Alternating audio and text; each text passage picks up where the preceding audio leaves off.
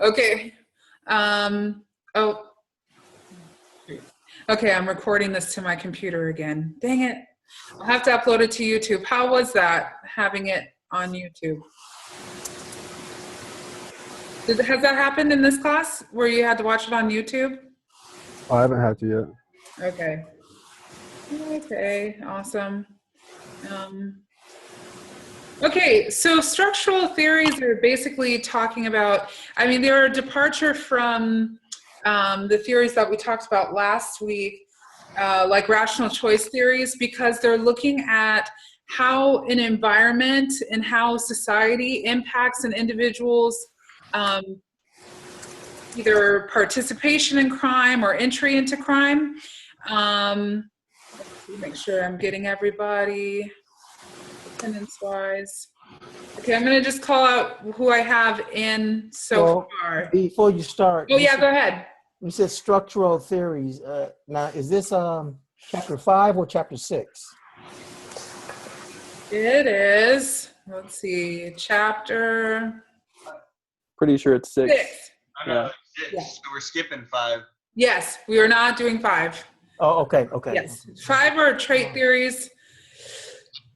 We're in a sociology class, so we're not going to cover those. I'm glad I asked because I didn't look at, I thought I was just following along the chapter. Oh yeah, just in MindTap, it has the reading at the top. Okay. And also on the schedule, we're skipping chapter 5. Just really quickly, attendance, let's see, I have Ramon, Thomas, James, Yeti, Melissa, Tyler, Leanne, Wendy, Lowell, Nisi, and that's it. If I missed anybody, put your name in the chat and I'll do that. Okay, let's see. Melissa Gross is saying, I like how Anomy describes crime. Awesome. I see Leslie, Jasmine, and Trace. Okay, I will definitely be sure to add you all. For the structural theory, it was about how people are led to committing crimes at one point in their lives, right? What, like, around their environment or what everything in their life brings into it? Yes, it's about, yes, the environment and how that leads to people participating in crime or getting caught up in crime. Yes. Well, I kind of like Durkheim's because it just includes everybody, that it's just a natural part of life for crime to happen. And to me, that just sounds more or less correct and more applicable. Okay, yeah, definitely. So I do have a PowerPoint for everyone. Let me back up. Let me share the screen with you. Okay. Oh my gosh. I hate this little toolbar thing because it gets in the way. There we go. Okay, so we can get into it. Durkheim is where we started off with, Leanne. So thank you for sharing that. If you've ever taken a sociology class, then you know that Durkheim is like the father of sociology. The theory or theoretical perspective that Durkheim has given us is functionalism. Is anybody familiar with functionalism? Just raise your hand if yes, you've heard of functionalism before. The idea is that everything in society has a function, has a purpose, right? And so crime would be no different. That crime also serves a purpose in our society. He looked at like how anomy, which is, what is anomy?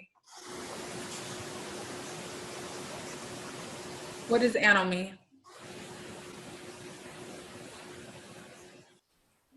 Oh shit, I forgot. Sorry, one second. Good try. Anomy is a sense of normlessness that is a result of like rapid changes. So when something in society happens really like quickly, when there's huge social change, it can lead to a sense of not knowing what to expect. And with that not knowing what to expect, crime can happen. I'll give you an example. When Hurricane Katrina happened, right? That's not the norm. Every day there's not a hurricane. Otherwise, how would we exist? So a hurricane happens. People don't really know what to expect. And we did see technically what are considered crimes. I mean, people were like, you know, taking stuff from stores and not paying for it.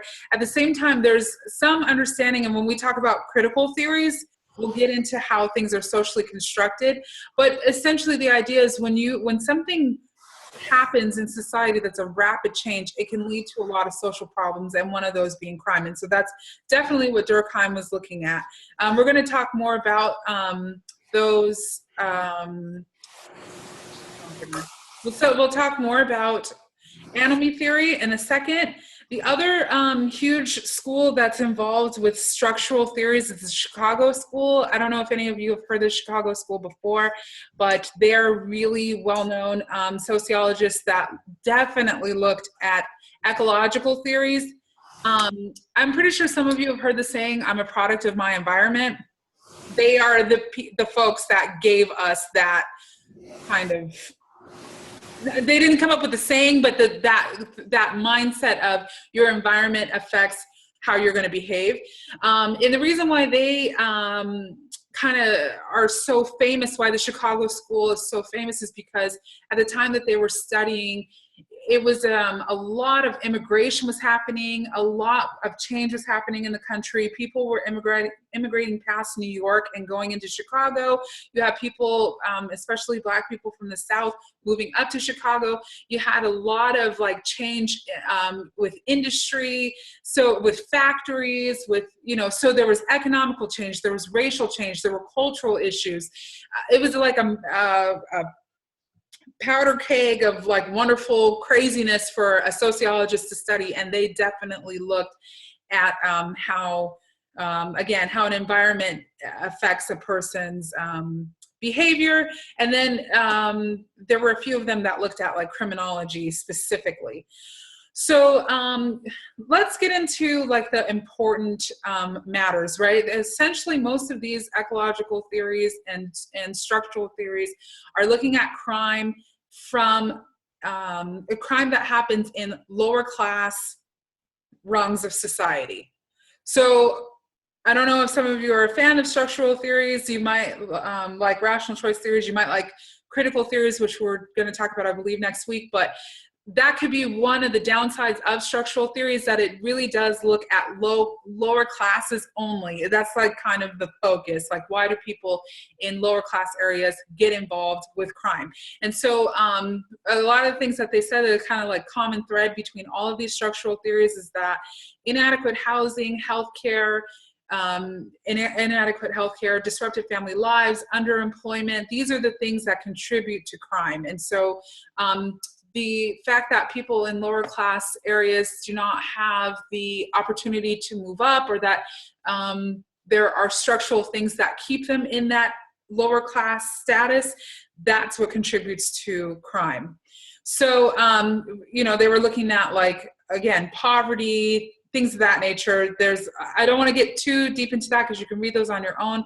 I think the most important things are to talk about those theories specifically. Social disorganization theory, we're definitely going to cover, strain theory, and cultural deviance theory. Those are the three main structural theories that the chapter chooses to focus on. So why is this looking so crazy? Hold on. I think that I have the wrong one up for you. Oh, okay. Yes. I was going to say, this looks bananas. All right. Hold on one second. Okay. This is the one I wanted to share.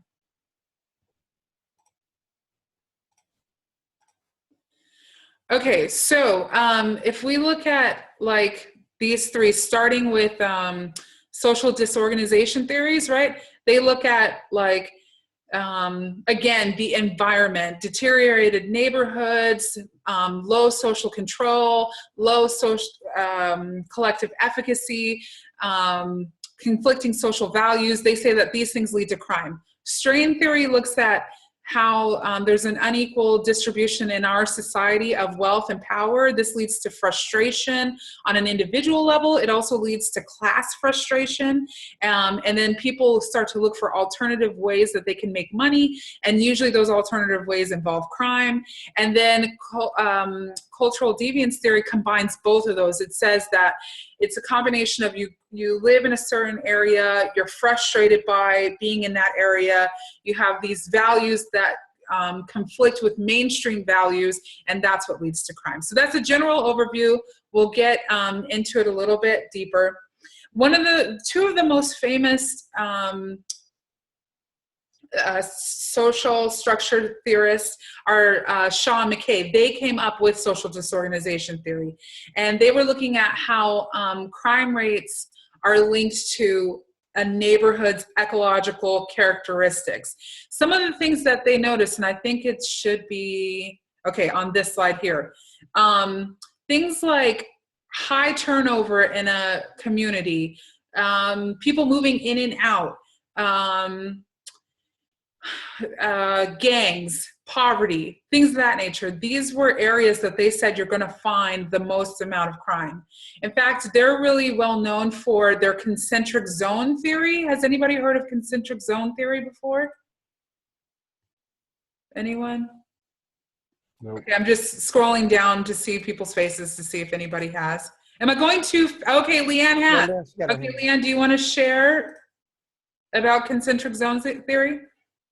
Is that the one where they separate it from like the central business district is where it starts out? Yep. And then as you slowly like grow out of the zones, I think there's 4 of them, as they slowly get farther and farther away from the business district, that there's less crime because the business area and being closer to the business area is usually what causes more crime because there's more incentive there. Yes. Awesome. Yes. Am I going too fast? Wait, what do you mean business center? Like downtown? Yes. Yep. Okay. And I actually have a, am I going too fast? Because I feel like I'm skipping through slides because this PowerPoint has a lot of slides and I just want to get to the pertinent information, and then I want to give you an opportunity to talk, and it's already 4:16. But I can slow down a little bit. Okay, I'm just going to keep going. Okay, all right, cool. So yes, what Leanne is talking about, it sounds like they called it the business district. Oh my God, why? Okay, so they call it a business district. They were looking at Chicago, right? Essentially, it's the downtown area where the factories were. Now, that's kind of weird for us because people don't really work in factories anymore. We don't really have a lot of factories.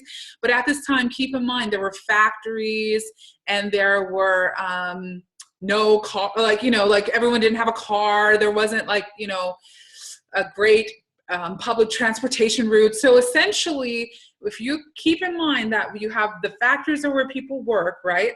This zone out here, zone 2, which is that transitional zone, it's the closest to the factories. The reason why people would live in this second zone is because they were immigrants or just working class, or they were new to the city, they didn't have a lot of money, and they needed to be close to their job because they didn't have a car that could take them back and forth. They didn't have access to that kind of transportation. So they lived close to the factories.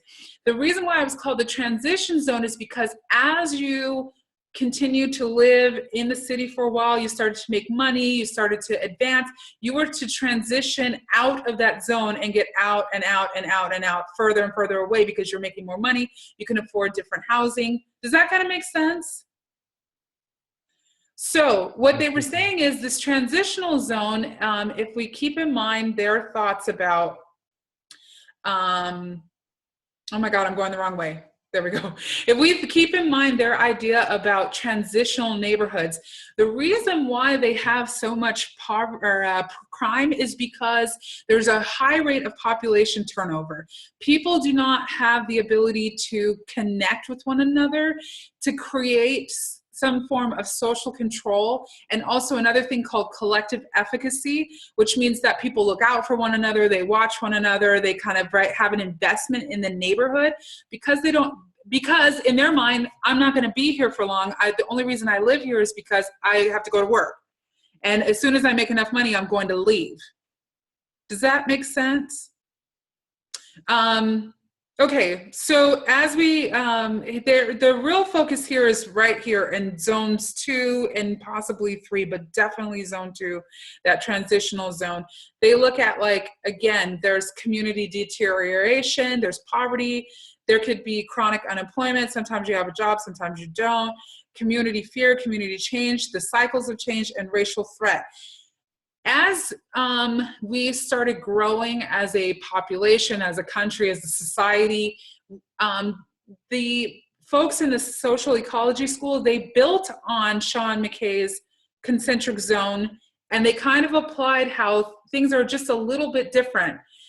We still see that people living in these transitional zones where there's concentrated poverty, there's a lot of crime, because again, they do not invest in their community. They don't own anything in their community. A lot of people are renters. A lot of people are like, okay, I'm only going to be here for a little bit. So there's no need to like invest in the community and figure out what's going on. If crime happens, then it happens. A lot of people are stuck there because they can't afford to leave. Does that kind of make sense? And then when we get into the cycles of change, we can see that things, the communities also have cycles. What once used to be a really negative neighborhood can go from being a really like crime-ridden neighborhood to a gentrified area where people are like choose to go in because the rent is really cheap, and then they buy up all this property and they change it up, and then they push people out. And this also works with this idea of racial threat. It's interesting that like these communities stay impoverished and they stay or these communities have issues with poverty and unemployment and all of these other issues. But when we see like white people moving into them, it usually pushes that group that was originally there out. And then vice versa, when people of color move into predominantly white neighborhoods, white people tend to move to a different neighborhood. So they were picking up on, okay, yes, there's this transitional zone that Sean McKay started with zone 2, where there's immigrants and factories, but we're past that now. We don't really have factories and things like that, but we still have these zones and these areas of cities where we can still see these things happening, if that makes any sense. I really feel like I'm rushing. Well, I mean, I understand what you're saying. Because I can identify with that, because what's happening in downtown Detroit. Okay. I got friends back there. There was a lot of whites living in that area years ago. They moved out toward the suburbs. Mm-hmm. Now they're buying up the property there and moving back in, which is causing the rents to raise up, and it's causing the people that live there, they're moving out more toward the burbs area there. Right. And they're coming back in there, buying up everything, raising the rents, raising the prices of everything, which forced them to move out. Right. And I think one other thing that I wanted to mention about this idea of collective efficacy, let me go back to the PowerPoint, because that's in there. Oh my God, why is this so difficult? Okay, collective efficacy. As I was mentioning, right, it's not just that these communities are like transitional and that people are poor. It's the social ecology school really emphasizes the need for collective efficacy. Collective efficacy is defined by cohesive communities with high levels of social control, and that these high levels of social control develop mutual trust and shared responsibilities. So I'll give you an example. When I lived in Mission Valley, right? I lived in Mission Valley, and I lived in an apartment complex that was above a bunch of like businesses. And like there was a ton of people. I mean, it was like an apartment complex. So there were a lot of people, and there were a lot of people going in and out. I didn't know any of my neighbors. Like, I mean, anybody could have been at, in fact, the last apartment that I lived in that complex was above a liquor store.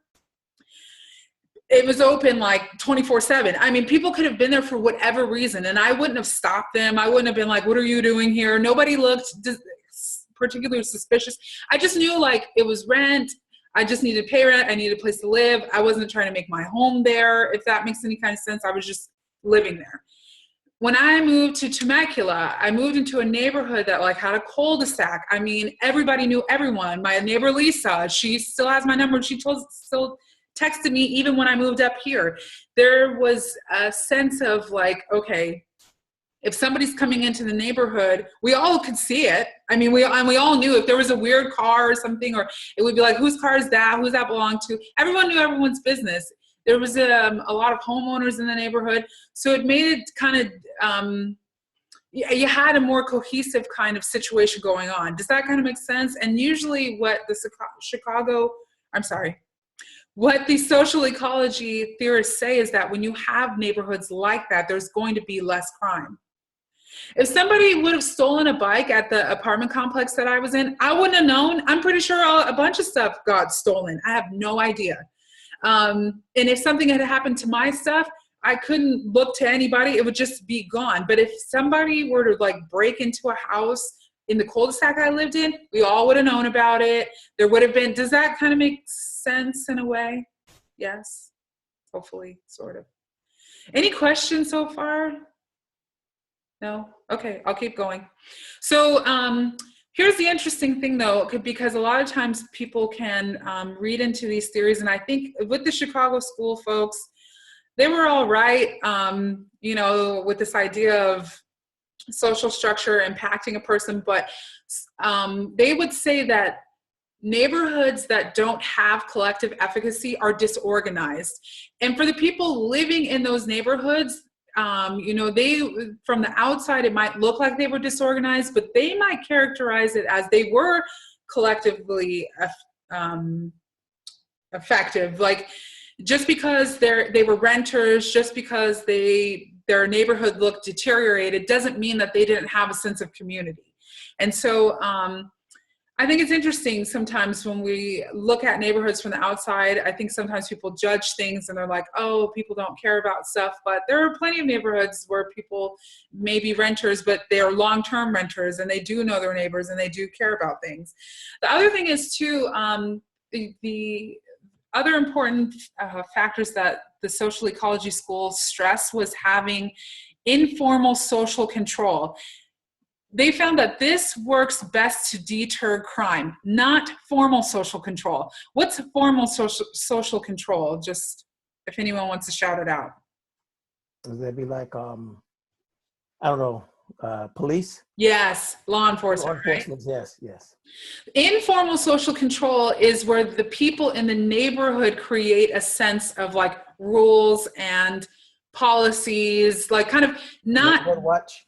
Yes, like a neighborhood watch, where like it's not like necessarily a rule, but the idea is that like you're not going to do something that goes against what the neighborhood would set up. For example, HOAs.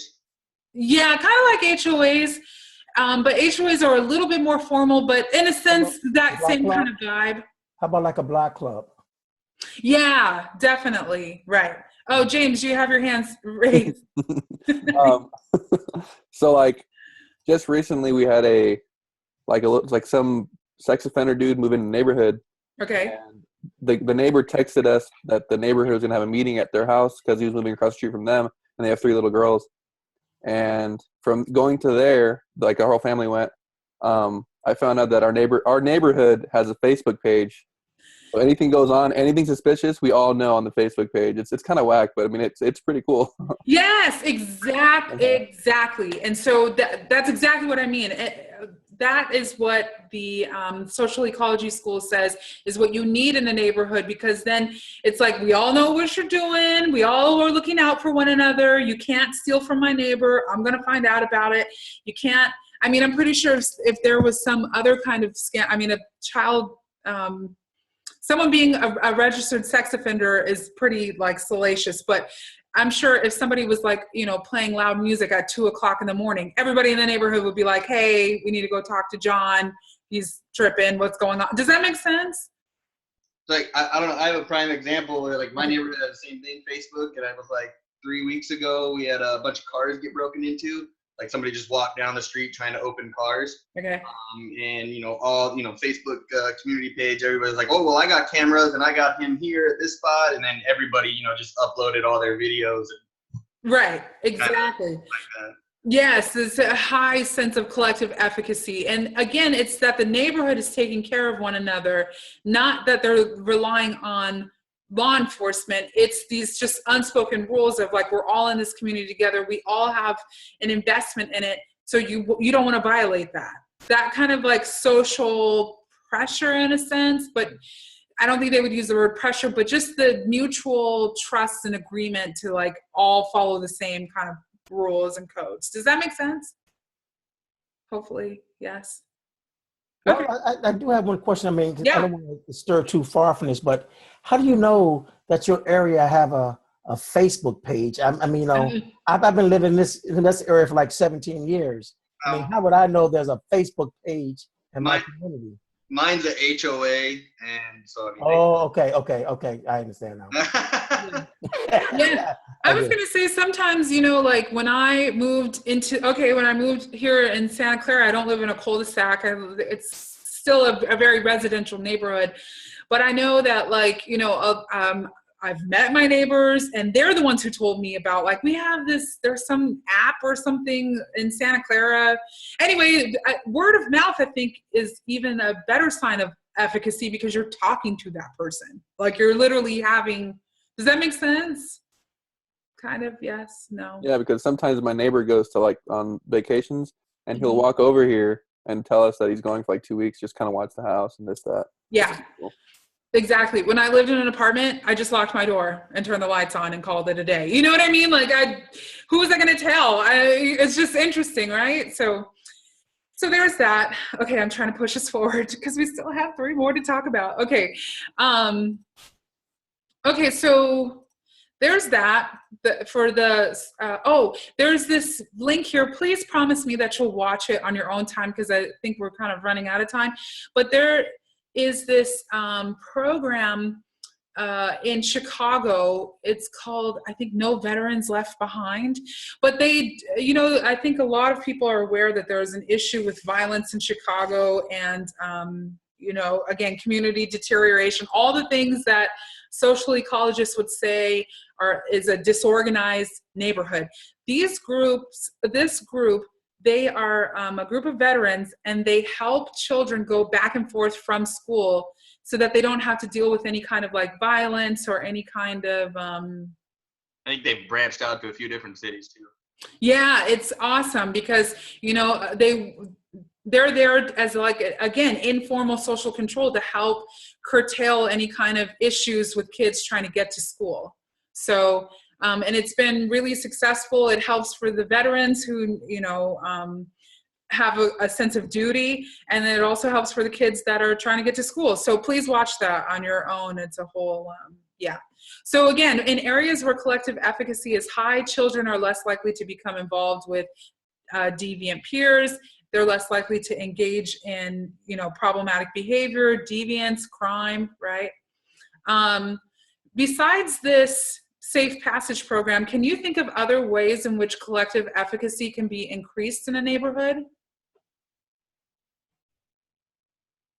that don't involve like home ownership? And because usually home ownership is a really huge piece to collective advocacy because you're investing in the neighborhood. You don't want it to be like crazy because you're paying for it, right? When you're a renter, it's kind of like, it's not my place. You care, but not to the level of when you own something. Could you repeat the question? How can we increase collective efficacy in neighborhoods? You can, I guess, as people are growing up, create a sense of, I don't know how to really say it, a sense of cleanliness, or to help your neighbor take care of the community. Okay, James, you raised your hand. Yes.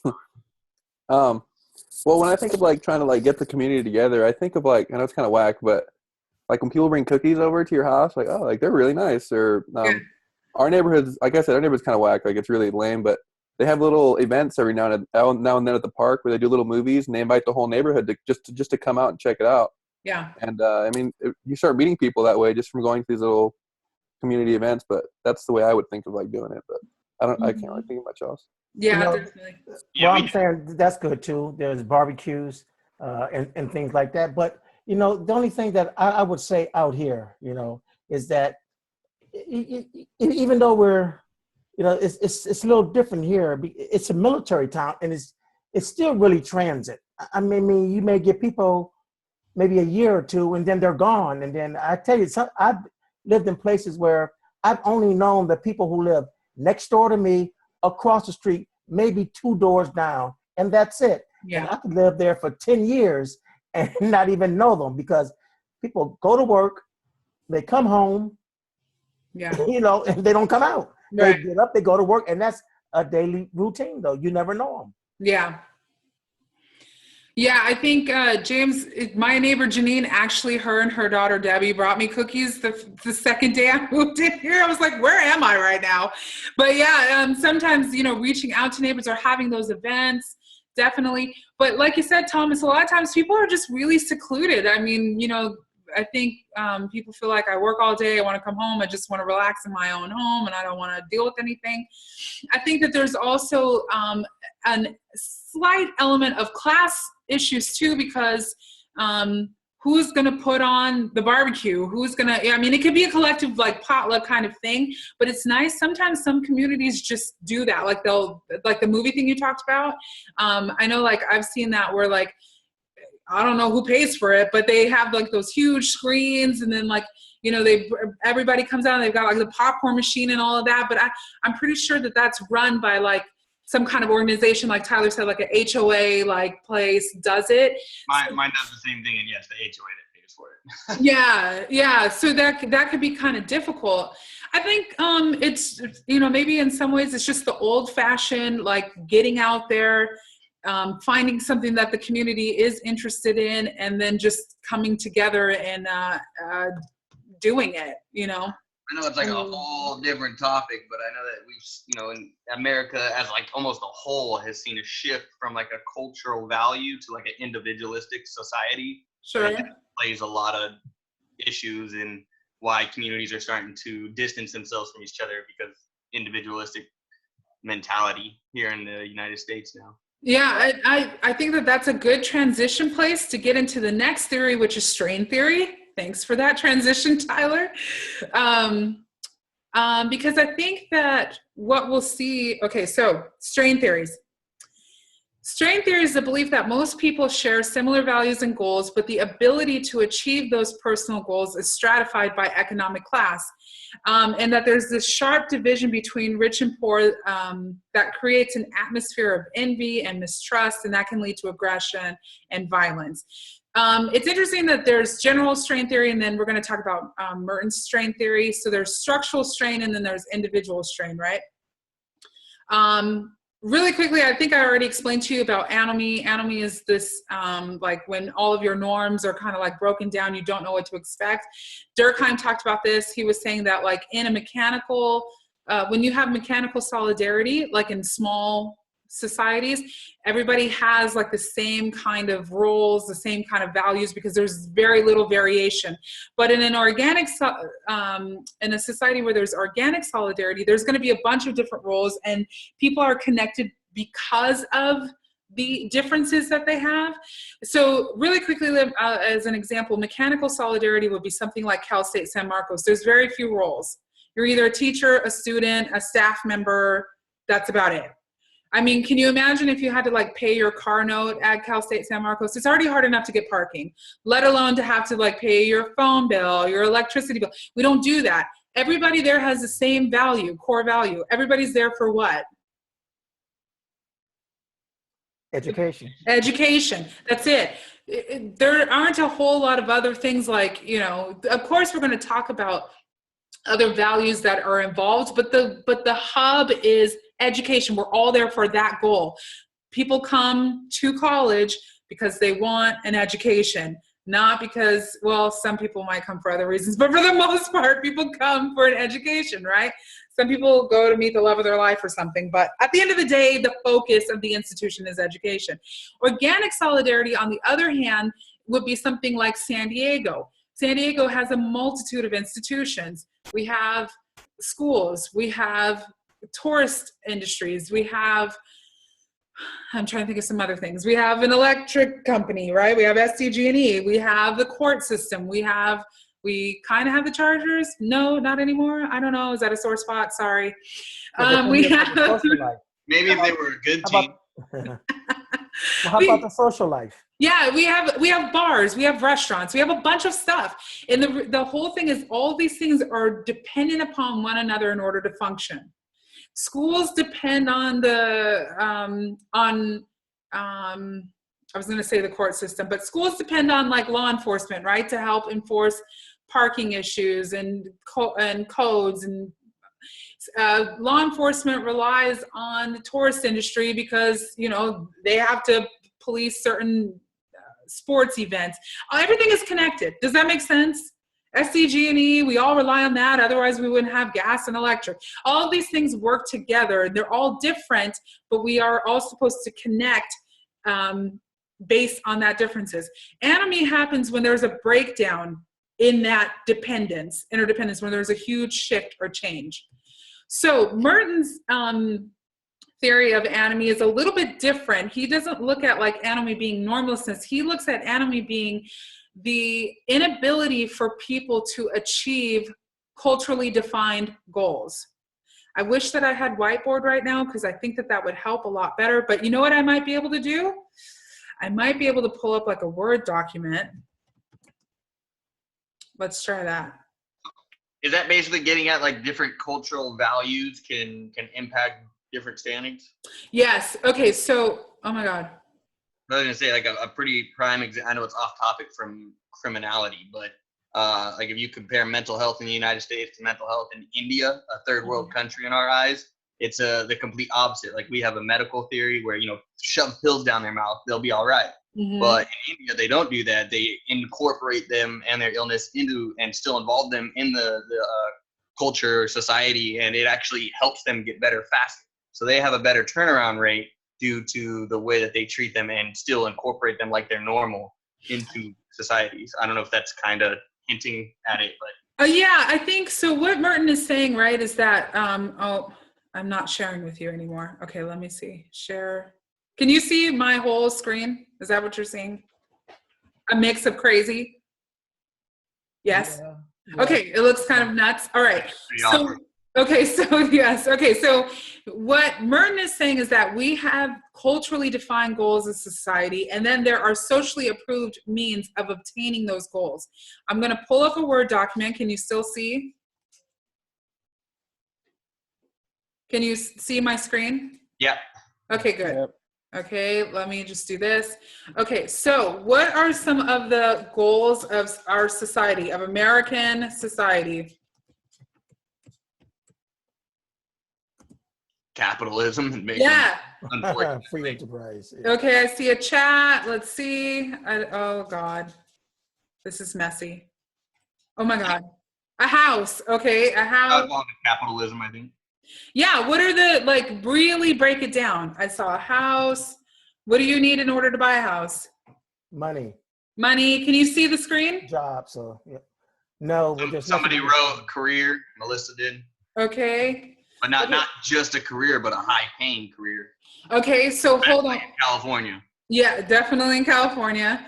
Okay, let's see. Can you see now? No. No? What are you? Well, it's a blue screen. It's no.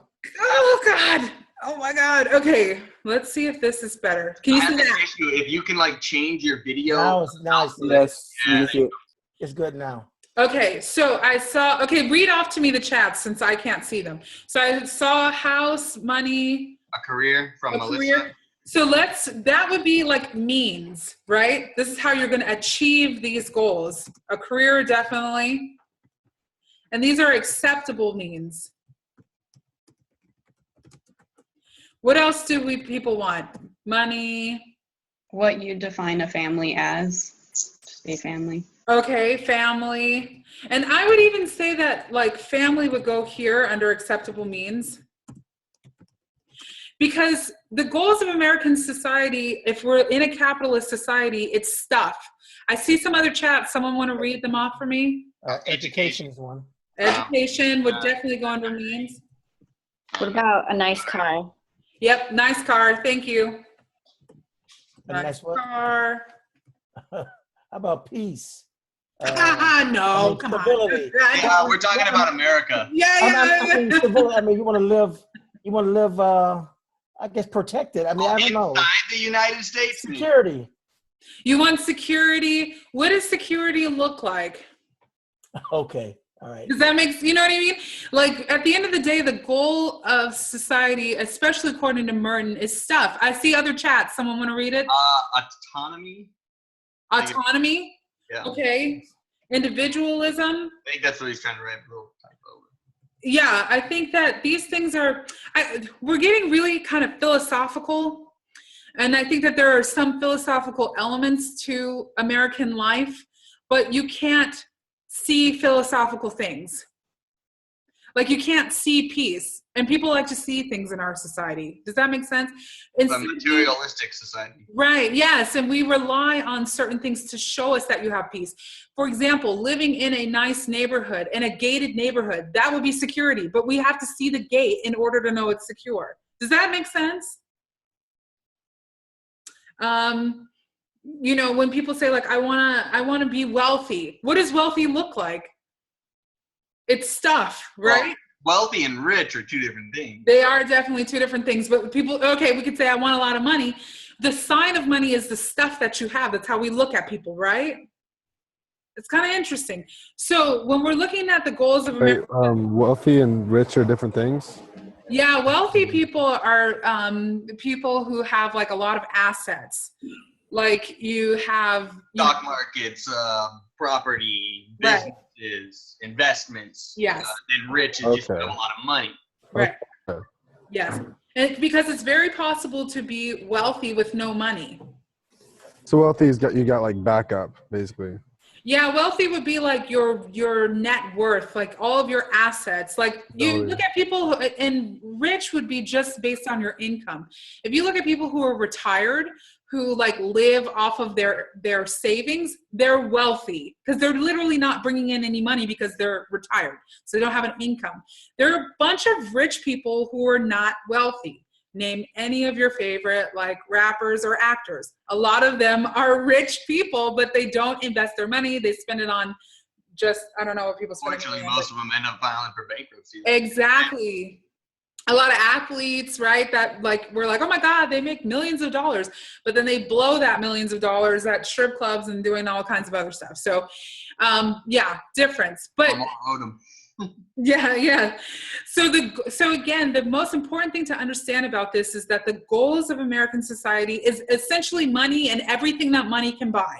Let's put that up there too. Everything money can buy.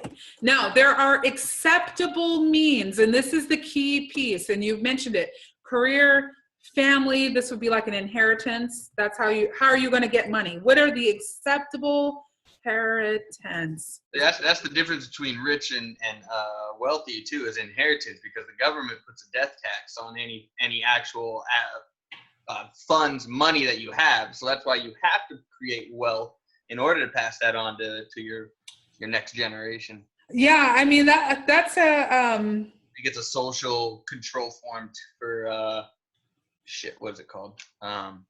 Redistribution of wealth, pretty much is what it's getting at. Yeah, and I was gonna say, and that is a conversation for. What are you talking about, sociology? That's a whole different issue. Yes, I was gonna say yes. Let's stick with Merton's anomy theory.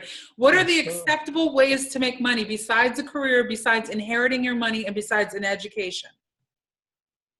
Investment, stock market. Okay, stocks. What else?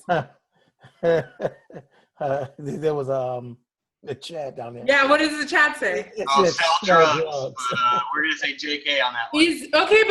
But is that the acceptable way to make money? No. No. Okay, so is there maybe one more acceptable way?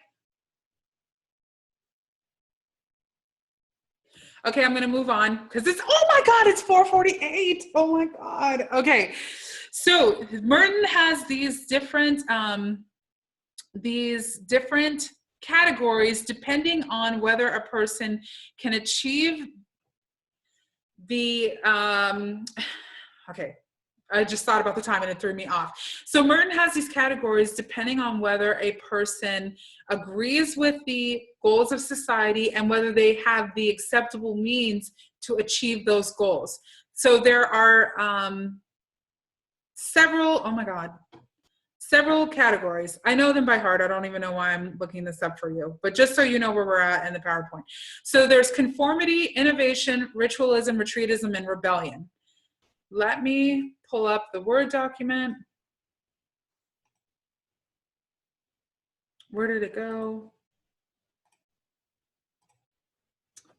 Oh, this is a mess. I'm so sorry. Okay, so depending on whether a person agrees with the goals or means, the goals of society, and whether they choose to do them through the acceptable means, it creates different things. Conformity, do they agree, conformists, do they agree with the goals of society? Guesses? I'd say usually for the most part, conformists are usually people that go along with the social norm. Yes, they agree with the goals. Do they agree with the acceptable means? Yes. Yes, I would say yes. Okay, give me an example. Meaning like An example of a conformist. somebody that gets a job, goes, works 9 to 5, comes back, buys a house, and then sits in his house and does whatever. Yep. Follows the law. Say it again. Law-abiding citizen. Yeah, following the law. Yep, definitely. Yep, exactly. Somebody who's just a 9 to 5er. 9 to 5. Okay, next one. Innovation. Do they agree with the goals? I would say mostly, but not completely. They agree with the goals. Do they agree with the means? No, I think they have like alternate means of getting it. Yeah. Innovation would be like a creation. So like they try and create different scenarios to where they could acquire the things, but I guess doing it within the goals of Other than society. working, yeah. Yes. So exactly what you said. They create their own alternative means, and if we're focusing on alternative means, if we're focusing on criminology, this is a criminology theory. What are those alternative means going to center around? Crime. Crime. Give me an example. Robbing. Okay, give me an example of a Selling drugs. Selling drugs, or you can embezzlement. Yes. I would tell you the story about the lawyer that I worked for in the law office that I worked at. He was embezzling funds from his clients. His name was Steve. Steve, the lawyer. More recently, the big Wells Fargo scandal. Yeah, embezzler. All of those Wall Street guys, right? That stole our money. Yeah, so there are people who do, you could look at like prostitution, gambling. Does that make sense? I guess one could argue for gambling though, because it is legal in some areas. Some, not all. Yeah, some. And socially acceptable. As in gambling? Yeah, I know because we have pachanga in our backyard, it makes us feel like, gambling, not a big deal. But it's usually not a profession that people like. I would say it's half and half because some people agree with it, some people don't. However, it is still legal, so yes, society accepts it as of right now. We're changing, yes. So it's getting more and more. It is. There is still, the people that do illegal gambling. So yeah, exactly. I think that one on both means and society can fall on both sides. Okay. Yeah, I would say, so there was a chat. Can someone read the chat for me? It says, I agree with Tyler from Melissa. Oh, okay. Yeah, I think that, gambling is legal in some areas, but not everywhere. And in places where it's illegal, you will definitely put it there, right? Gambling, it's illegal. It's not an acceptable mean of making money. It's an alternative method. Okay. The next one, we could talk about ritualists. Do they agree with the goals of society? No, do not agree. My God, we're lack of time. Do they agree with the means? Yes, they agree with the means. Give me an example of someone who does not look to make money, but they still follow these acceptable means. I had a professor who lived out of his car. Very cheap car. He was my speech professor. Yeah. So he obviously didn't agree with the society means. So he was off the grid in his car. smelled all the time, but that's another story. But he still had a career, still education. So I guess that would be somebody. Yeah. Sociology professors with last name Colbert. Just kidding. Kind of, not really. Yeah, definitely. People, teachers, nonprofit. Well, teachers could also go under conformist, but I would say nonprofit workers. Now, are we talking nonprofit like the Clinton Foundation that makes millions of Get dollars? your life, Tyler. Nonprofit workers. What are some other areas where people would be ritualists? Can you think of other groups that don't make money, but they still follow the law? It's really hard. Would you like churches? I would say churches, but they make money. Yeah, but they make money in order to stay afloat. I mean, Yeah. Are they really making money? They're not really making money. I would say most. No, I don't know. But they're starting to take advantage of it. They're nonprofit. I mean, you see a lot of that on TV though. But churches are nonprofit. A lot of them go out of business because they cannot even stay afloat. Yeah, I used to work for a nun, Sister Joyce. What's her name? I won't even put her name. But yeah, nuns, priests. They do not literally, I remember asking her, when is payday? And she was like, I don't know. And I was like, that's not funny. And she was like, for real, I really don't know. And I was like, oh, really? This is crazy. She does not collect an income check. Her money goes to the archdiocese. The archdiocese pays for her living expenses. I, on the other hand, was like, I don't have any dealings with the archdiocese and I want my money. So it was interesting working for a nun. I didn't, they don't bring home money. So yeah, definitely ritualists would be, or nuns, and a lot of church workers. Yes, there are some that are crooked and crazy, but for the vast majority of them, you're right, Thomas, they don't bring home a paycheck. They a lot of times do go broke. Okay, retreatists. I'm sorry. Do they agree with the means of society or the goals of society? No, they do not agree with the goals. Do they agree with the means? No. Yep, no, they do not agree with the means. Give me an example. I meant to put do not agree. Hipsters. Okay. I would put hippies. Hippies, there you go. That'll work. Yeah. Hipsters are kind of a little conformists, right? Especially because they like to live in really fancy, Yeah, I was going to say they're a little bit more than just conformists. Give me some other examples of retreatists. How about some sovereign citizens? Okay. Yes. How do you spell sovereign? Sovereign. I don't know. I just come in contact with some of them dealing with the law enforcement, though. Yeah. Oh my God. How do you spell what is this? What is this? I'm trying to think on it too. Yeah. I want to say there should be an I in there. Yeah. Yeah. I think we got There we go. There it is. Sovereign citizens. There's these are people who are they're gonna Drug addicts.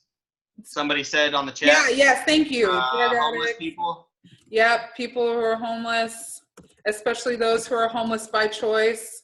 Yes. By choice. Yes, come visit the Bay Area. That's all I'm going to say. Hipsters. Yeah, I was going to say, if you haven't been to Oakland, Frisco, or San Diego. Yeah. And then San Diego. Yeah, definitely. And then lastly, rebellion, because oh my God, we have 3 minutes. Rebellion. What's up with rebellion? I was that's just every teenager. No. Right. Do they agree with the goals of society? No. No, they do not. An acceptable means no. They do not agree with the means either. What makes them different from their approach to addressing their issues? Okay, like violence and well, not necessarily violence. They just, not all of them, but just some. Yeah, I mean, the Tea Party rebellion. I mean, that wouldn't really. But that was technically violent. At all. Yeah. It was technically violent, although we might support it. It was a violent rebellion. Yeah. Okay, so if we look at the difference between rebellion and retreatism, I know that I'm going back and forth. when I say retreatists, when I say ritualists, that's like people who fit underneath that category of ritualism. I will try to stick with calling it what it's called in the book, but I feel like I'm now making a hot mess. Retreat. Yeah, I'm kind of confused on rebellion. Wouldn't rebellion be more like revolutionaries trying to make like different? Like they don't want to do these these goals. They want to do something different, more radical, right? Reform society. Yes. Yeah, I would think of it. Yeah. Okay. Reformist? Would it be reformist then? No, because I would keep with using the term rebellion. That's Merton's term for it. Well, Hung said, how about ISIS? Yeah, like ISIS. Yep. Give me some other ones. What is it called in Africa, the Congo? Child. What's their name? Coney? No. Not them, but the. You know, the ones that well, here's the other thing. The girls. I mean, there's a bunch of different rebellions. You know, the ones that kidnapped the girls, the young teenagers. Yes, I know what you're talking about. That I don't want us to. I don't want us to look at like incidents of terrorism, and like the rebellion has to do with like ISIS has a whole. Like I was going to say agenda, but like a replacement for what is currently there. How about civil rights movement then? Yes, exactly. Like people like Martin Luther King Jr. was rebellious in his time. He literally was imprisoned, was considered a criminal. What he did was criminal actions, right? But he was, Buddha. Or not Buddha. Or Gandhi, right? Gandhi, that's what I was thinking of. Sorry. Yeah, no worries. Gandhi, right? Or Che Guevara, right? Couldn't you argue that liberals at this time in history right now against like the current government, I guess? No, that wouldn't be the same because then when they were in power, it was the conservative side. So I mean, you're talking. I mean, I don't think that's the same. I think that maybe people who are like anarchists. Yeah. Oh yeah, that's more extreme. That makes sense. Yeah. Who are like, we shouldn't have a government at all. Yeah. Somebody said something in the chat. Does someone want to share? What was it in the chat? Last thing was said was like ISIS. Oh, okay. All right. Never mind. Yeah. Okay. So, God, we really, oh my God, it's 5:00 and we had no time to discuss the other stuff. Hopefully you understand more social ecology theory and you understand strain theory a little bit better. We didn't get into individual strain theory or the cultural theories. Sorry, but hopefully this information was helpful. At least you understand these bits a little bit better. Kind of, yes, sort of, no. I think the other thing that I will do most likely is like right before the midterm, we'll have a Zoom session where you can ask me questions if there are like some concepts you want to go over. And then I won't make that one an hour. We'll just talk until everybody feels like they got their questions answered. Sound good? Okay, I'm trying to make sure that I have everybody. There were some people who signed in a bit late. If you would just hold on 1 second, and that way I can get attendance stuff done. Okay, yeah, there's 16 participants now. Okay, if you had already heard your name, you can definitely sign off unless there's questions. Does anyone have any questions? Well, yes. Oh, yes. Go ahead. And this is referring to the last chapter. I think some of those questions were a little bit, I don't know, I don't want to say confusing. Okay. I had them flip-flopped because I went back to the section when they was talking about a specific one. And it included some of the definitions in it. And then, but when I clicked on it, it was the wrong answer.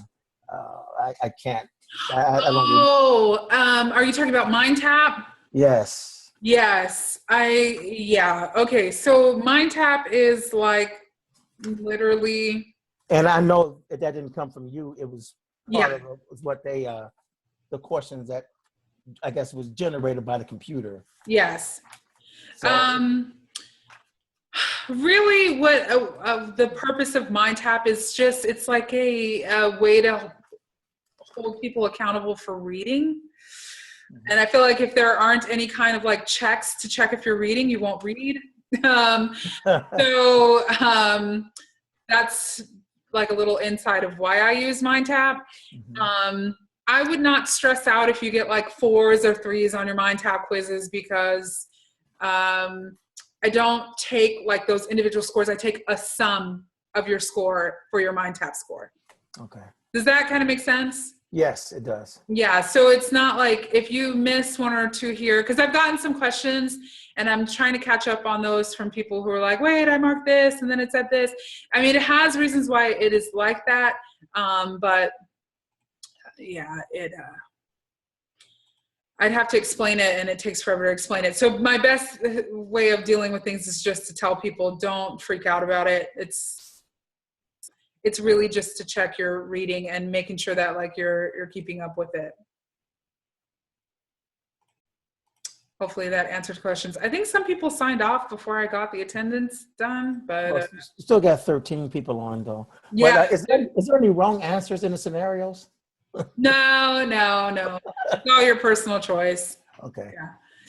Yeah. Okay, well, let's see. I had Ramon, Thomas, Leslie, James, Nayeti, Melissa, Tyler, Leanne, Wendy, Lowell, Hung, Trace, Jasmine, Nisi. That was it. And I saw Christina. She was here. Anybody else I missed? Oh, Christina, you're still there. Okay. Hopefully that was okay. Well, I don't know. That felt insane. I'm sorry. Hopefully it was helpful for everybody. Oh yes, because I haven't read the chapter yet though, so it gave me some insights on it. Okay, cool. Okay. All right, well, hopefully next week when we talk about critical theories, I think what I'll do is just literally cut down the PowerPoint to one that we'll just use in here. That might help. Wait, what do you think happened today? Like that we were. No, I feel like it's on me. Like I felt like I was like pushing a bunch of stuff and none of it was making sense. And I felt like insanely rushed because I kept looking at the time and it felt like it was flying by. I felt like I had all these examples I wanted to share and none of them happened. Darn. So I don't know. If it was effective for everybody else, then I won't. That was good, yeah. No, okay, all right. Okay. Well, if you want to sign off, you definitely can. If you want me to continue, I'll continue. It's your world. I can probably go for like another 20 minutes. I'm okay with that if anyone else is. I can keep going. Keep going? If you guys can, I can. Yeah, okay. If you can't, it's no big deal. You can sign off. I'll just keep going because I am still recording, so this might be helpful. Maybe it'll help others out. Oh my God, what happened? Okay, so, all right, picking up where we kind of left off with the strain theory. So again, depending on whether a person has either access to socially acceptable means or whether they even agree with socially acceptable means, we're going to see a variety of categories, right? I'm trying to pull up the Word document. I don't know why it keeps doing that. Share screen.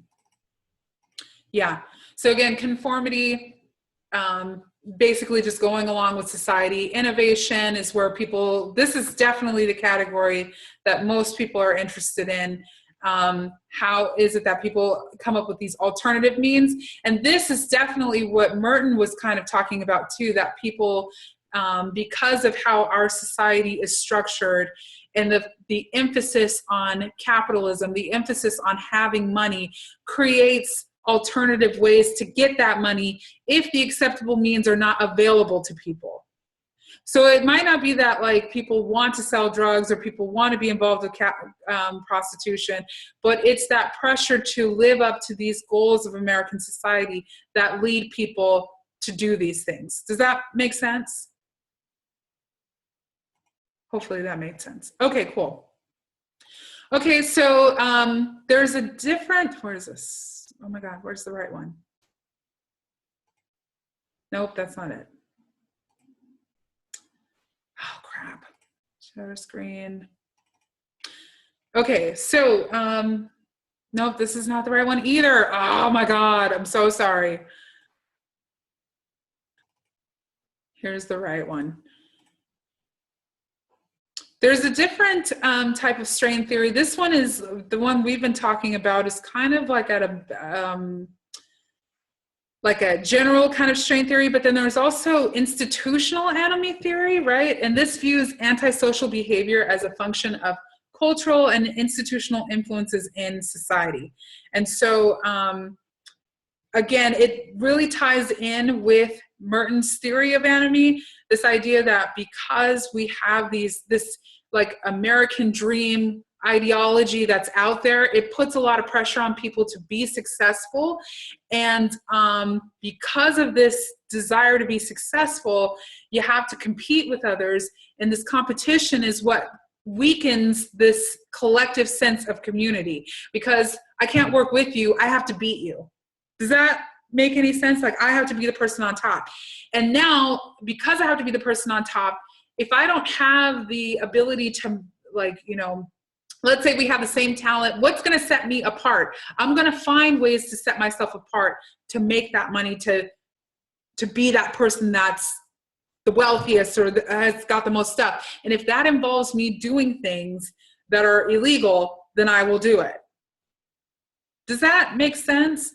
So this, God, I can't think of the theorist that came up with this, who studied this, because they kind of, again, this is after Merton and his, oh my God, why is it going this way? It's after Merton's theory of enemy. They were looking at, again, like how capitalism specifically plays this role in creating enemy, creating this disconnect between people, because we are now driven to be number one to succeed. There can only be number one, that kind of attitude. So the impact of enemy pervades American culture because capitalist culture promotes intense pressures for economic success. And I think that that's kind of evident. We can kind of see that. I mean, even in almost all levels of institutions, there's an element of competition. Even when in education, I know that some people feel that intense pressure to have the top grades, to be the number one in the class. I find it even interesting. I don't do this, but or at least hopefully I changed the settings, but I know on Cougar courses, it even has your rank, right? I mean, like, everybody should, it's interesting that, like, if everybody does the work correctly, then everybody can get an A. But there's something about our institutions that are like, no, you could be like a 4.1, or you could be, does that make sense? And this idea that, like, you have to be on top can create an immense amount of pressure on a lot of people. And so people turn to alternative ways to put themselves on top, like cheating. You know, hopefully that makes sense. Yeah, it makes a lot of sense. Okay, all right, cool. Not that I have, but there's always temptation. Like, man, you could do this, you get a lot of money, but it's like, but for what? Just to have like a nicer truck or like a nicer something. It's like for no reason really, but just, yeah, I understand. I see what you're saying. Yes, I was gonna say there's even in. Has anybody seen? If you were in, I don't think any of you were in my popular criminology class, but I showed the film American Psycho. Has anybody seen the movie American Psycho? Well, if you want to be terrified over the weekend, rent it. But it's basically about this guy, and it's the same thing. Like his pressure to succeed leads him to killing people. But they have this scene where, like, they're comparing business cards, and he gets upset because one of his colleagues has a better business card than he does. So they're all trying to outdo each other. Who can get the best reservation at a restaurant? You know, who has the most stuff? And, this idea of institutional enemy theory says that it's this drive, that capitalism drives this selfish, competitive, disruptive, I can't think of another word, but like, we're not collective as a unit. Everybody's out for themselves. When everybody's out for themselves, it leads to issues. It can lead to things like crime. Okay, so moving forward, when we look at this on an individual level, there were others that also looked at micro level strains, and that would be general strain theory. And so this explains why individuals who feel stress and strain are more likely to commit crimes. So this one is looking at how our institutions, how capitalism drives people to committing crimes. This one is looking at, there could be a variety of stresses, not just economic stress, a bunch of things, right? And so, there are multiple sources of stress, and criminality is the result of negative affective states. Negative affective states are things like anger, frustration. I'm trying to think of some other things besides anger and frustration. Displacement. I was going to say grief, but I guess grief. Anything that emerges in the wake of like a negative or destructive social relationship. So some sources of strain, this little graph is kind of cool. So like when you can't achieve the goals of society, when you're not wealthy, when you're poor, when you're working class, right? When there's a disjunction between expectations and achievements, sometimes people put certain like I think about men, right? And the fact that they are always seen to be like, you have to be a provider, you have to provide. And so if you're a man who's unemployed or not working, or you're not working a great job, that can cause a lot of frustration. That can cause a lot of anger, right? And because of that expectation and you're not meeting it. The removal of positive stimuli for people who, like have a death in the family. That's why I said grief. Or when you have, you lose your job. Let's say you did have a really good job. You lose your job. That can lead to a bunch of negative affective states. And then the presentation of negative stimuli when something awful happens in your life. When there's, I'm trying to think of, help me. What are some negative things that can happen in your life? Divorce. I mean, Divorce. It could be a good thing though, but okay, yeah, true. If you're in an accident. Yeah, yes, thank you. You get into an accident, right? So this can create negative affective states. All of these things can create anger, frustration, disappointment, depression, fear, anxiety. And fired from a job. I'm just saying. Say it again. Fired from a job. Yeah, you get fired. Exactly. That can create a lot of anger, a lot of frustration, a whole lot of depression, right? And this leads to antisocial behavior. And it doesn't always have to be criminal. It could be things like, just dropping out of society. It could just be, they're looking at not just crimes that are broken, like formal criminality, but also deviance, drug abuse, delinquency, violence. All of these things come from these negative affective states. So this is trying to explain again, it's a structural theory because it's looking at how society impacts an individual person, how they deal with that, and it creates this negative affective state, which are basically negative emotions and stress, and that stress then causes them to be deviant or to be criminal. Does that make sense? Just a little bit more of a personal kind of, on a personal level. It's a little different from institutional theory, which is kind of saying like there is an undercurrent of competition, capitalism that runs in our society. That's what creates people to act out and to be criminal. This is saying it could be the general strain theory is saying it's a bunch of sources, not just economic, that can happen in your life that create frustration that can lead to antisocial behavior, which is deviant or criminal. Doesn't this seem to kind of lean more towards men? Like it, I mean, I can see it both sexes, but it just seems to lean more towards like the men, like I don't know. It's kind of hard to explain what I'm trying to say here, but because we do feel a lot more like stress and stuff, my work and all that stuff. But I mean, the girls feel the same way, but. Sure. Yeah, I think that I think that we could also look at this for like juveniles. And I think especially I've been talking in another class about female criminality, and I think what leads women into criminality is definitely different than what leads men. Men, there is an element of economic strain that is there, but there are a lot of frustrations that can happen for girls. Like, for example, if we go back into this slide here where it talks about a disjunction of expectations and achievements. There is a lot of pressure that is put on women to behave a certain kind of way, to act a certain kind of way. And especially when you're looking at, like we talk about this in my juvenile delinquency class and another class, girls are expected to behave a certain kind of way, like they're supposed to not talk back, they're supposed to be really sweet and nice and all these other kind of things. And when they do not live up to that expectation, they're usually labeled as like delinquents. It causes a lot of frustration. Like, why do I have to be quiet? Why can one that always gets just about every girl who has a brother in their life. Boys can stay out late, girls cannot. And it's interesting that a lot of times that can lead to a lot of frustration for girls. I know for myself, I was the oldest in the house. I had 2 younger boy cousins, but we were all raised in the same house from the time we were like little. And, they could stay out till whenever they felt like. Me, on the other hand, even being older, was not allowed to do that. That was frustrating as hell. You know what I mean?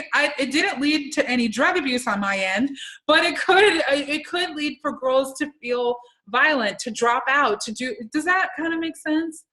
It does. I just never, I grew up with a family of, there was 4 girls and there were 7 boys there. Okay. But it just never, I never saw the negative side for them for what you just said. Yeah, they stayed out all night, the boys. Yeah. The girls didn't though, but they never, I don't know, they never just, had any, they never showed any distress about that. Ooh, I think, stuffing emotions. Women are really good at that. Leanna's like raising her. Yeah, I think that a lot of times girls are just taught that's the way it is, too bad. And there's this internalized frustration that happens that they can't be voiced. And when they do voice it, it comes across like they're being violent or being aggressive, but they're just frustrated. Christina, you unmuted yourself for a second. Go ahead. What about slut shaming? Yes, get into it. I don't know. It's just like girls being mean to other girls because their skirt is too short, or like they're not following the social norm of how girls are supposed to dress. Okay. So then they end up getting like bullied by other girls or even by other guys by being called like a slut or a skanker. Mm-hmm. They look at differently. Mm-hmm. And that can create a lot of stress, that can create a lot of anger, and then we can see acting out that comes as a result of that. And a lot of times people are like, oh, well, it's your clothing, and that's what, girls who dress like that, that's why they act like that. But in reality, it's this disjuncture between what is expected and what is, what people feel they can live up to, that leads to these states that can lead to antisocial behavior. Does the chain make sense, hopefully? At what point does things that at one time was unacceptable become acceptable? Yeah, we see that a lot, that there are things that, you think about like things that were acceptable that become unacceptable. Yeah, I was watching this thing about like, I was watching This Is Us. Has anybody seen This Is Us and just cried your eyes out for like? Well, I've seen it, but I didn't cry, but okay. I've been keeping up with this. Okay, Thomas. Yeah. I know, right? Keep it real, James. And we all cried. At least I didn't tell nobody I did. Yeah, there you go. I was the only one there watching it.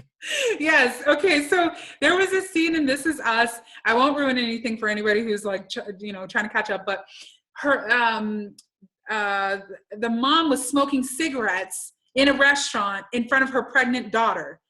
And I remember what's the mom's name? God, I can't remember. Mandy Moore.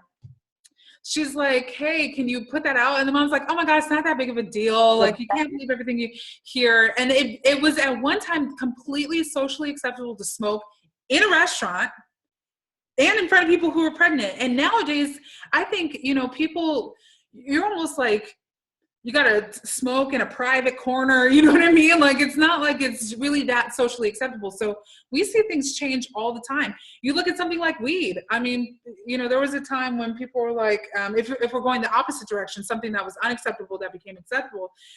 I remember the first time I heard somebody talking about legalizing weed, and it was like maybe in the year 99 or 2000. And I was like, what? No. And here we are.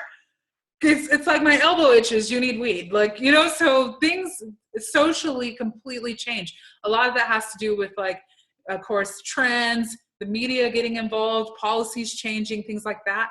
But yeah, I think that there is a sense of understanding what is acceptable and what is not acceptable for the majority of people, or at least these theories say that.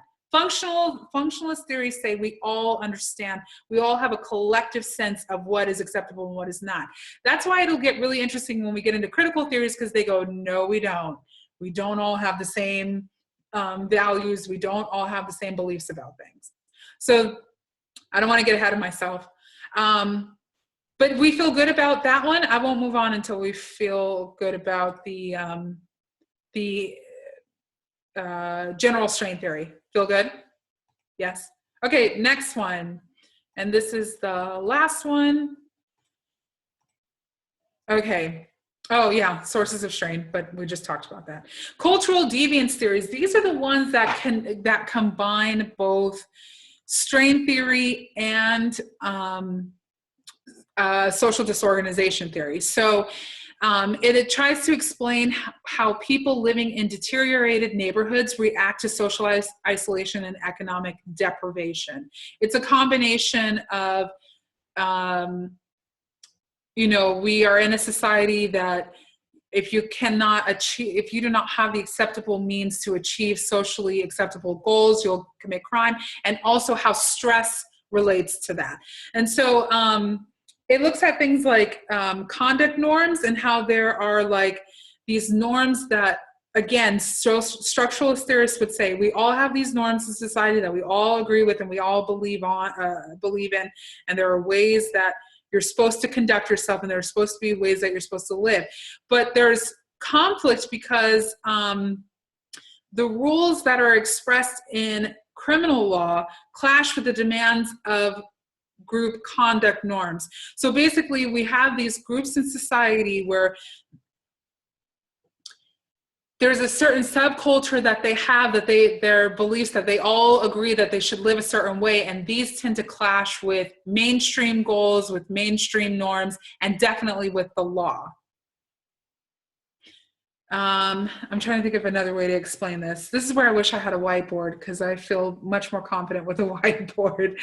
Basically, what this theory is kind of saying, and what's problematic about this theory, I'll just put that right out there because I'm trying to explain it in neutral terms, but it's very hard to do so. It's saying that people who live in low-class neighborhoods have certain kind of ways that they live, and that the way that they live is different from how mainstream society lives, and that this is what causes a lot of stress on them because they're expected to follow mainstream norms, but they don't. And a lot of times mainstream norms are reflected in our criminal law. And so what they want to do and what the law says is acceptable to do clash. For example, gangs, right? I've unfortunately never been in a gang. And I say, unfortunately, it's my deepest desire to join a gang. But I'm old now and I have a chihuahua whose ears you can probably see in the background. But the idea is that, like, you know, from what little I know about gang life, right, there's certain things that you have to do, and a lot of them have to do with breaking the law. But there are values and codes and ways of living that the gang really takes seriously, and that clashes with the law. And so this creates a lot of strain, and it creates a lot of anger, and it creates a lot of isolation, because it's like, you don't understand, you know, like, I have to live by this kind of lifestyle. Does that kind of make sense? I feel like I see James is like, I don't really know where you're going with this. Okay. I'm trying to think of other ways to explain it. Gangs would be something really specific, but if we're to just again, what these theories say, like on a general level, is that there's this unique value system that dominates low-class culture. And a lot of the value system has to do with, like, for example, a lot of people talk about violence, that low-class communities, like, they are really prone to being violent, that they see violence as a proper means to handle things. Like, if you're having an issue with a person, you should just hit them. And that's seen as like a norm, and that's what low class people are about. They don't see anything wrong with it. And that really goes against what mainstream value says, and definitely the law. You're not supposed to assault anyone. So is this based off of just like culture practiced by like certain countries and not necessarily like this difference in cultures and what they define deviance, but it's actually just all law based, not like what the culture believes? So this is looking at here in America. They're specifically talking about people of color. I mean, they say low class, but there is that intersection of people of color. And this idea that, like, I'm pretty sure you've heard the stereotypes that are there, that, like, you know, Black men are aggressive, Latino men are aggressive. That's just a part of their culture. That's a part of their norms and their values. They're not thinkers. They're really, you know, just violent, and they solve things with their hands. I think, Thomas, you were about to say something. It looked like you were. I don't know if this is a good example of that, but I was watching this movie the other day, just yesterday, called Skulls. Okay. And it was a elite society. You know, they do have those. I guess they're referring to the social eating clubs there. Yeah. And they get certain things that they do inside there. And it said, above all, our law supersedes the law out there, even though it's against the law, but they consider their laws and their, you know, all powerful. Right. You do these things, and majority of those things was against the law. Right. And it was, I mean, I just, that's just helping me remember or kind of, you know, associate this with what you just said, though. Right. I was going to say, how about some of the Native Americans, some of the things that they do? Is it not conforming to some of the norms? Oh, like the use of like peyote or something. Peyote, like yes, that. Okay. Yeah, I guess, yes. I guess it would be like, it's just a horrible theory. I know, I'm not sure if I like it. It's not objective of me to say that, but I mean, that's just essentially what it is. It's just really, basically, I think that this was the other issue. I know I talked about the Chicago school, and I didn't really go too deep into it, but they really were problematic because they kind of opened up a field of study that allowed people who were not a part of a neighborhood to go into a neighborhood, study it, and make judgments about it without actually living there. If you're not a part of a culture, you can see something that a culture is doing and think that it's weird or wrong, or I don't know of another word other than weird and wrong. And then you start to judge that group. And they wrote all these articles, like especially people like Park and Burgess and the really first Chicago school people. They would go in, they would study these neighborhoods. They would look at, like, oh my God, they're poor and they're dealing with this and they're dealing with that. And they actually had a female colleague, her name was Jane Addams. And she was like, you know what, if we already know that, like, a lack of education, a lack of arts, a lack of having a community center for people is causing crime, why don't we build one? And she actually founded this thing called the Whole House, which was where, like, kids could come. They would help them with school. They would help them. I mean, like, when I say help them with school, it's not like a bunch of them were going to school, but they would help them with educational stuff. They would have a place for them to, like, just play, just have a community center. And you would think that, like, the guys in the Chicago school would be like, oh my God, Jane, that's so awesome. You're solving problems. They were like, no, we're sociologists. All we do is write. That's what it was, like an ivory tower kind of, like, you know, we don't get involved with the people. We just study the people. And I think, again, that's why we see things like these cultural theories.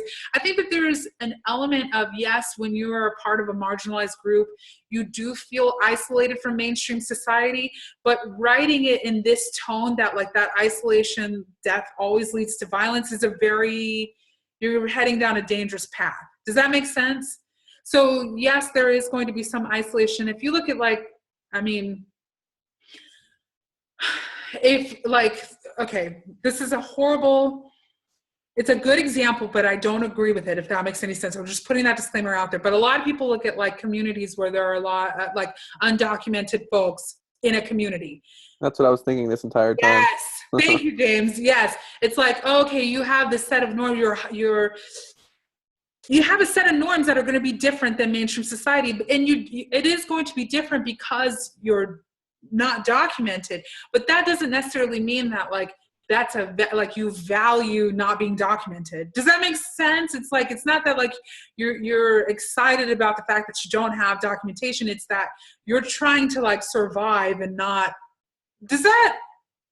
whereas this would say, you know, people who live in these communities, that's a part of their culture, and this is something that they find acceptable, and that a lot of times clashes with the law, and then that's why we can see that they don't have really issues with crime or violence or things of that nature.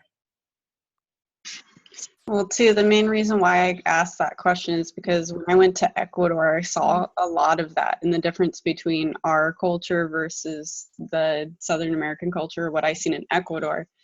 What I automatically thought of was the Afro-Ecuadorian community, or essentially what we would think, or what we name African Americans. Yes. Afro-Ecuadorians.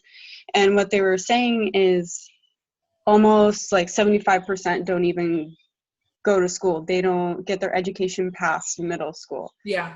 Their immediate action is to get money for their family, because their family is the most important. Right. Therefore, they don't get in trouble for not going to school. They don't get in trouble for smuggling in items. Okay. They're trying to survive. Sure. And those, because I got to speak with 2 individuals who actually pursued their education. Yeah. And they said that like every day was a struggle because their community had built that culture of like, you either go play soccer or you automatically work right out of middle school. Right. And because they pursued their education, that they were one of the few, and they were getting not only pulled out from their community, but also having to go to school and be judged based off of the color of their skin. Yeah. So they felt so isolated, and they felt like it was like they had to be self-sufficient to the max. Right. Yes. So like to them, having to work right out of middle school and smuggling items to try and sell was not law breaking at all. And I thought that was crazy. Right. Yes. I think that, yes, that would be a great example.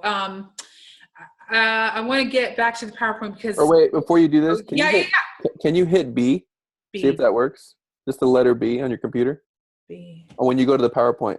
Oh. I looked it up. I want to see if that will go back to your current slide. Oh, let's see. Okay. Sorry, I looked it up. Yeah, no, I appreciate it. I'll take any help I can get. No, it doesn't work. Control B? No, it says press B on the keyboard. This resumes the slideshow from the last. That does that thing, does it? Mm-hmm. Okay, I'll keep looking for it. No, it's all good. Yes. Okay. So I wanted to get to this slide, Leon, because it's essentially what you're talking about in a sense. There's a lot of status frustration. I think these cultural deviance series would look at maybe not the students you were talking about, but possibly the other people in the community where they come from, that there is this status frustration that like, okay, here we are, we're poor, we're, like struggling to get along, but then we're also being measured against middle class folks because they have money. You're supposed to have money, you're supposed to have these things. And this is what creates these like deviant subcultures, because it's like, okay, well, here we are, we're in this shitty, I can't think of another word, it's already late, shitty situation where we have discrimination against us. We have all these barriers that don't allow us to get into the culturally acceptable means of making money, but yet we're expected to have some kind of financial success. We're kind of isolated. It creates this other like subculture, like you said, where, okay, fine, we're going to smuggle stuff then. And that's going to become the norm. That's how we're going to deal with it, because there's a bunch of status frustration and individual frustration going on. Does that kind of make sense? Yeah, I think that,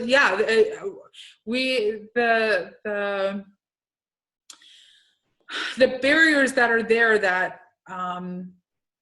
make it very difficult for them to do things in a socially acceptable way and still achieve socially acceptable goals creates a lot of frustration. I'm thinking that this is making sense. I'm like seeing it written out in my mind. It's kind of like, again, it's how those two theories are combined, because you're frustrated because you don't have the ability to do those socially acceptable means. In fact, if you do the socially acceptable way, like you mentioned, Leanne, with those students, it probably was a very hard road for them to be able to like go to school. And at the same time, I wouldn't be surprised, they probably weren't making any money. They probably were like even worse off than their friends who were doing the smuggling. If you want to, it looked like you might want to unmute.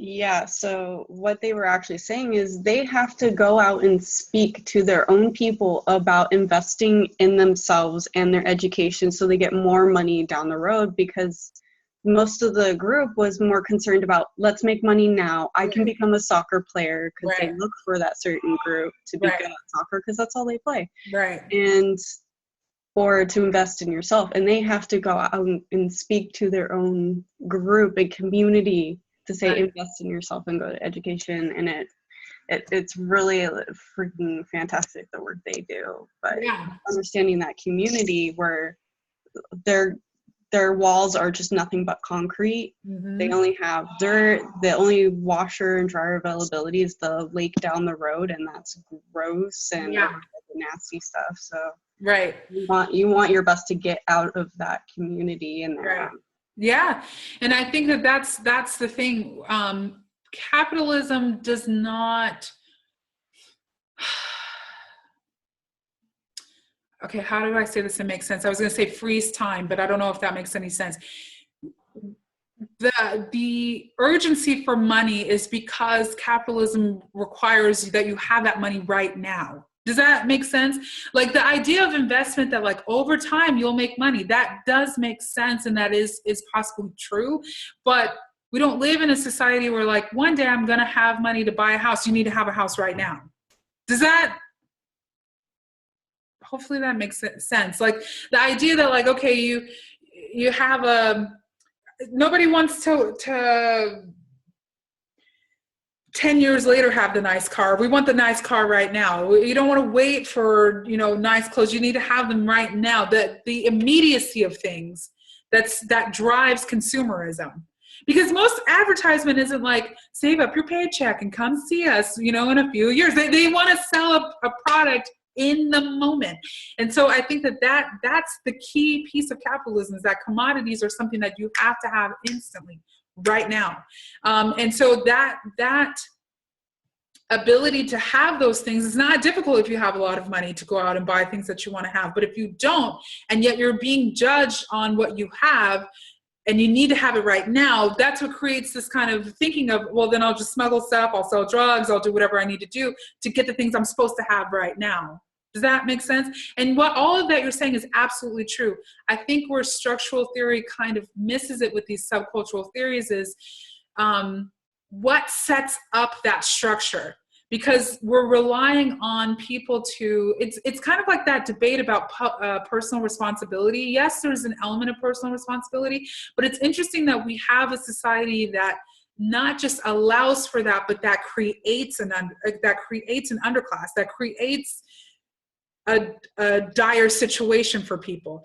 Maybe if we had a change in society, it wouldn't have that kind of impact where people, the only thing available to them is soccer or smuggling goods.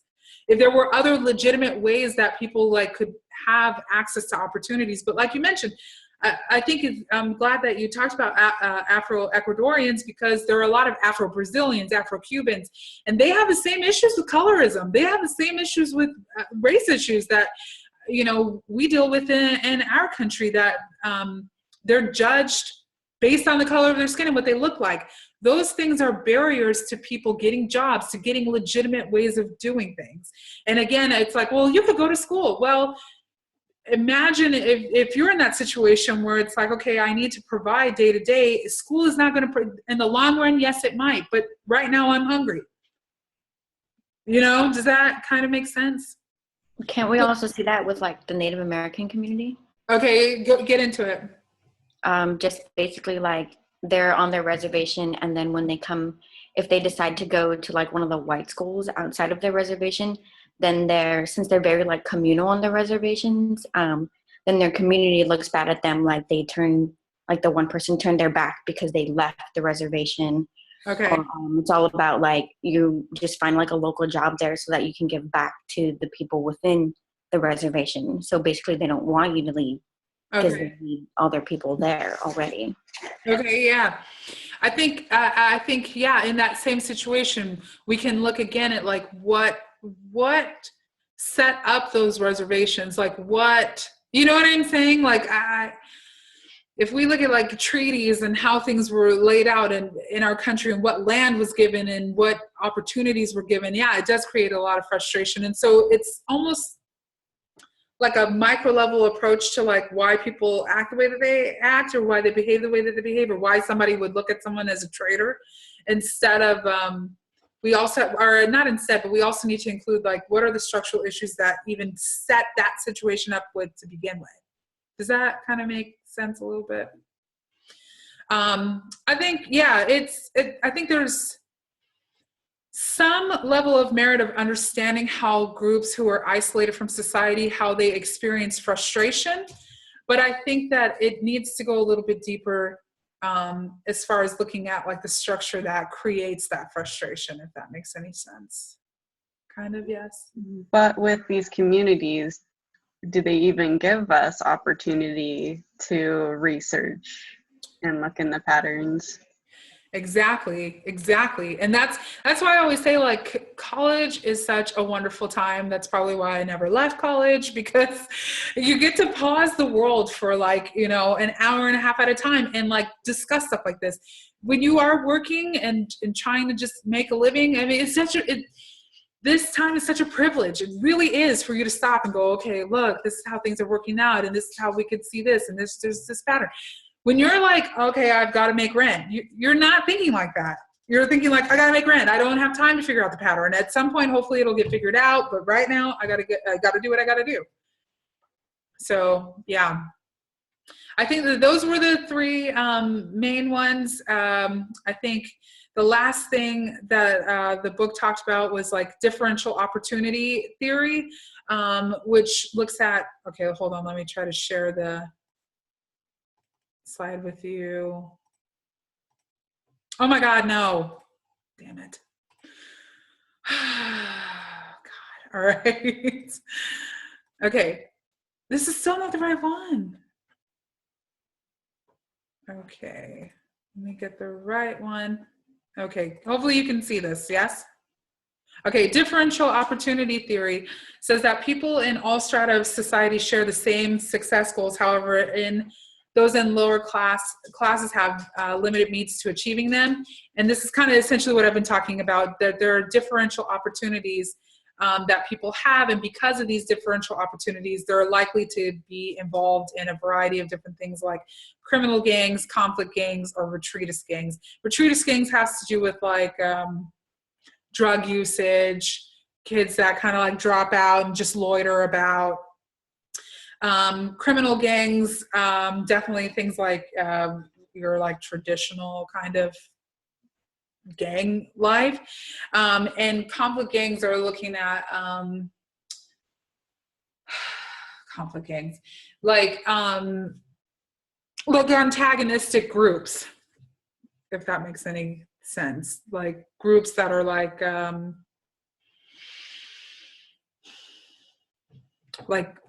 I'm thinking of like hate groups, but that's the only thing that comes to mind. Like, you know, like those like KKK. Yes, I know, but I was trying not to be so like, but that's the only thing I could think of. But yes, like those kind of like, yeah, those kind of groups.